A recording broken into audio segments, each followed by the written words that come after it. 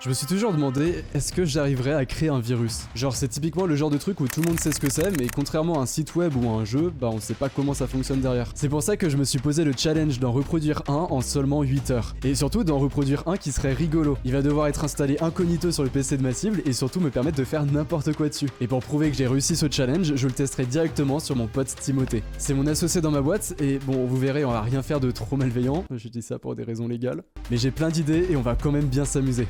Avant de commencer à coder, j'ai pas mal brainstormé à ce que je voulais mettre dans mon virus, et bien sûr il y a les features un peu classiques du genre activer la webcam de l'autre sans qu'il le sache, mais il y a aussi des trucs plus originaux comme créer une roulette russe. Bon, vous connaissez forcément le principe d'une roulette russe, de base c'est dans un revolver qu'on fait ça, et s'il y a 9 munitions dans le barillet, et qu'on en retire 8, ça veut dire qu'à chaque fois qu'on tire, on a une chance sur 9 de tirer. On va faire pareil sur le PC de Timothée. En fait, à chaque fois que je vais le décider, je vais supprimer un fichier au hasard sur le PC de Timothée. Ça peut être n'importe quel fichier. Une photo de famille, un cours, un mot de Minecraft, enfin bref, ça encore ça va. Mais dans tous les fichiers que vous avez dans votre ordinateur, il y a aussi les fichiers de Windows, ou de Linux ou macOS selon votre système d'exploitation. Ces fichiers, ils contiennent tout simplement le code qui vous permet de faire tourner votre PC. Et à votre avis, si on les supprime, qu'est-ce qui va se passer ? Et impossible de le redémarrer si on réinstalle pas l'OS. C'est pour ça que j'appelle ça la roulette russe. À tout moment, mon virus va supprimer un fichier qu'il fallait pas et hop, plus de PC. Alors pour faire ça, il faut d'abord qu'on analyse tout le PC quand on va lancer le logiciel. C'est-à-dire que le logiciel va lister tous les fichiers de tous les disques durs et il va noter leur chemin d'accès ligne par ligne dans un petit fichier qu'il va stocker. Bon, le seul problème c'est que dans un ordinateur, il y a beaucoup de fichiers et du coup là le risque c'est que le PC surchauffe au moment où je lance le virus. Du coup pour contrer ça, je vais tout simplement faire en sorte que la lecture se fasse dans le temps. Par exemple, toutes les 10 secondes, il va noter un fichier. Ça risque de prendre des heures, mais au pire c'est pas grave, quand j'aurai fait installer ça à Timothée, bah juste je commencerai pas à attaquer tout de suite. Ensuite c'est très simple, si par exemple ce fichier final il contient 1 million de lignes, j'ai juste à faire une fonction qui va tirer un nombre au hasard entre 1 et 1 million, qui va récupérer le fichier à la ligne correspondante et qui va le supprimer. C'est aussi bête que ça et en vrai je suis très curieux de voir à la fin au bout de combien de fichiers supprimés son PC va s'éteindre. Bon ensuite il va falloir que... Ah oui, j'ai un rappel pour boire. Henri doit me rester une canette. Ah. Bah dans ce cas on peut compter sur le partenaire de cette vidéo, Oli.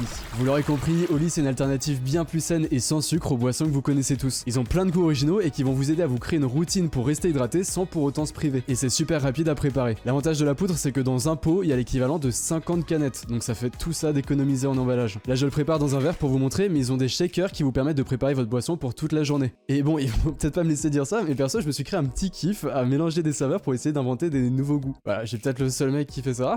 Plus sérieusement, je vous conseille de choisir parmi leur gamme de goûts. Il y a la gamme énergie pour vous booster grâce à la New Caf, c'est en fait de la caféine cristallisée qui a un effet plus long terme. Ice Tea qui possède des antioxydants et des vitamines, hydratation avec des électrolytes et des minéraux, ou même la petite nouveauté de 2025, Milkshake qui, bah vous en doutez, est très onctueuse. Et si vous êtes perdu dans tout ça, pas de panique, moi aussi je l'étais, vous pouvez commander un pack découverte. C'est des petites box d'échantillons en sachet et ça va vous aider à savoir ce que vous préférez. N'hésitez pas à checker leur site en description et c'est cadeau, voici 2 codes promo, ION5 pour 5€ de remise et ION pour 10%. En passant commande, vous me soutenez directement, donc merci à ceux qui le feront et merci à Oli. Le problème de la fonction que je viens de créer, c'est que j'aimerais bien pouvoir l'activer à distance. Et pour ça, d'abord, il va falloir que je code une petite interface web que j'aurai en local sur mon PC et qui va me permettre d'activer ce que je veux. Ça sera un peu mon panel de commandes digne d'un vrai hacker. Voilà, ça ressemble à ça. Le hacker wish un peu. Vu le timer qui avance, vous m'excuserez, j'ai pas le temps de passer plus de temps sur le design. On a notre premier bouton activer la roulette russe. On a aussi le nombre de fichiers supprimés depuis le début, qui augmente à chaque fois qu'on appuie sur le bouton. Et j'ai aussi mis l'état du PC ici pour savoir s'il est allumé ou non.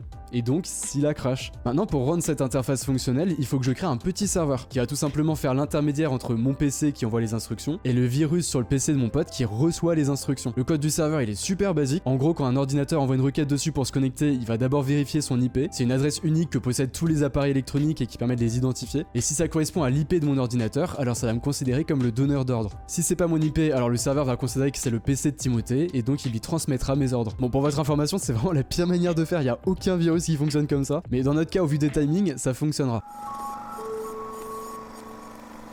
Le serveur étant fait, on va pouvoir continuer de développer des features rigolotes à notre virus. Mais avant ça, il faut d'abord ajouter des derniers petits mécanismes importants dedans. Le premier, évidemment, c'est de faire en sorte que quand ça se lance, ça va envoyer une requête au serveur pour se connecter, pour recevoir les ordres et savoir quelle fonction il doit activer. Le deuxième, c'est le fait de faire en sorte que le virus va se démarrer à chaque fois que l'ordinateur s'allume. Vous savez, c'est les programmes qu'on peut retrouver ici sur l'ordinateur qui se lancent en arrière-plan ou non dès que vous allumez votre PC. Genre moi là par exemple, vous voyez qu'il y a Discord qui se lance automatiquement à chaque fois. Et grâce à ça, si Timothée redémarre son PC, et bah mon logiciel tournera quand même. Le truc, c'est que pour pas que ça soit cramé, je peux pas laisser virus.exe. Du coup, j'ai renommé ça en Windows Controller, avec une icône de périphérique. Ça donnera l'impression que c'est un programme important et qu'il faut pas le désactiver, mais ça vous montre aussi qu'il faut pas faire confiance au nom d'un programme. Genre si vous téléchargez sur internet un programme qui s'appelle, je sais pas, Minecraft.exe, bah c'est pas forcément Minecraft. Du coup, voilà. Alors pour tester mon virus, je l'ai mis sur un autre PC à moi que je vous mets. Si j'appuie sur ce bouton, alors, bah du coup en vrai vous allez rien voir, je suis con, mais techniquement il y a un fichier qui s'est supprimé dessus. Et je vais pas le faire trop pour l'instant, sinon j'ai plus de PC.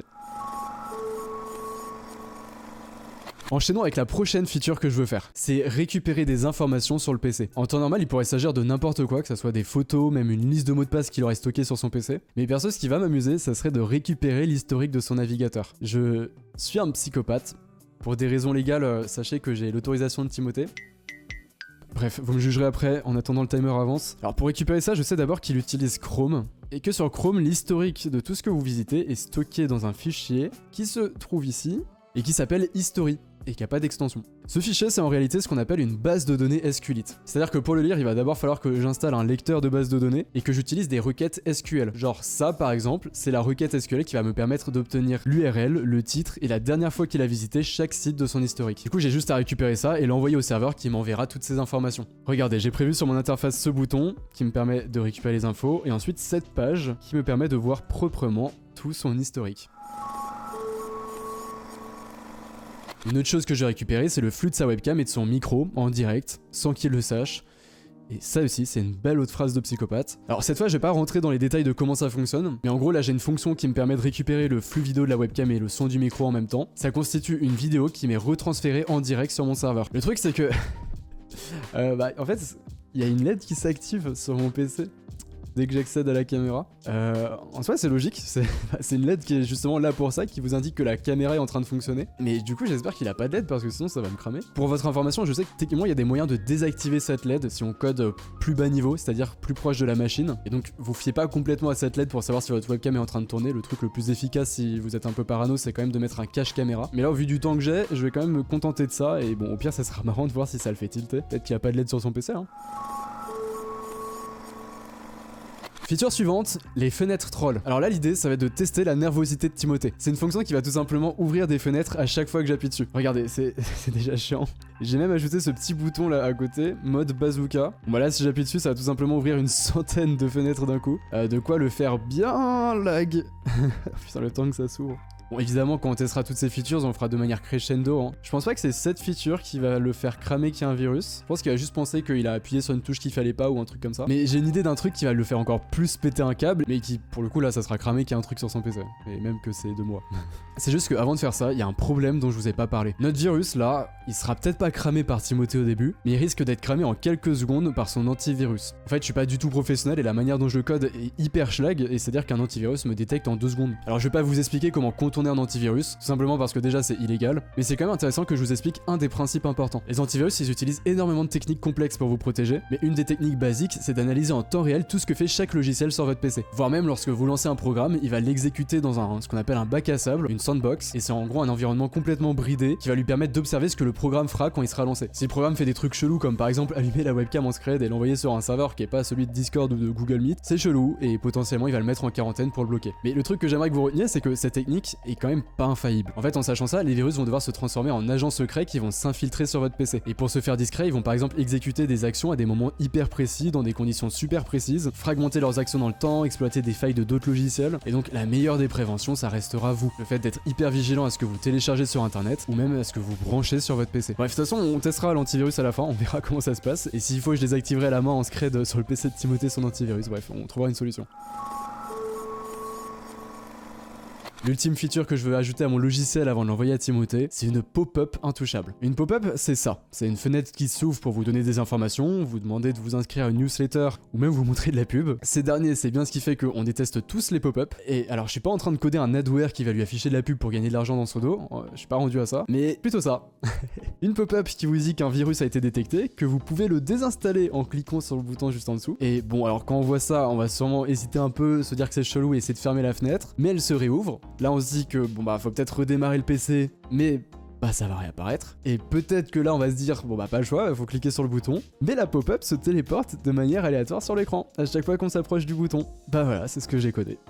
Putain, le pauvre Timothée, il va péter un câble. Voilà, c'est ce qui se passera quand j'activerai ce bouton sur mon panel. Et si vous êtes attentif, vous voyez aussi que j'ai ajouté un bouton Reveal Final. Ce bouton, ça sera ma manière à moi de lui dire que c'est moi qui est derrière tout ça. Tout simplement parce qu'en cliquant dessus, j'affiche une fenêtre blanche en grand écran sur son PC et je désactive tous les raccourcis clavier pour l'empêcher d'en sortir. La seule chose qui apparaîtra, c'est ce bouton s'abonner à ma chaîne qui est complètement fonctionnel. C'est vraiment une manière pas du tout légal de gagner des abonnés. Heureusement que je fais ça que sur Timothée et que je vais pas faire un virus à échelle planétaire. Mais c'est la transition parfaite pour vous rappeler de vérifier si vous êtes bien abonné à ma chaîne et si vous avez activé la cloche. Vous êtes plus de 70% à regarder mes vidéos et à ne pas l'être, donc si mes vidéos vous plaisent, n'hésitez pas à cliquer sur ce bouton. Parfait, Windows Controller.exe, enfin notre virus, vous avez compris, est terminé. Maintenant la question qu'on doit se poser, c'est comment le faire installer à mon pote. Et vu les timings, on va pas se prendre la tête, on va utiliser une technique qui est vieille comme le monde. Ça consiste à cacher une fonction qui va installer mon logiciel sur une macro Excel. Excel, c'est un logiciel de tableur qui est très utilisé dans le milieu professionnel. Et la particularité, c'est que ça peut contenir des macros qui exécutent du code. Comme depuis le début de la vidéo, si je vous montre tout ça, c'est pas pour vous encourager à le faire, mais au contraire vous prévenir. Par exemple, juste la diffusion de programmes malveillants, ça peut être sanctionné de plus de 5 ans d'emprisonnement et 375 000 € d'amende. Donc ne refaites pas ça, même s'il s'agit d'un pote, vous risquez gros.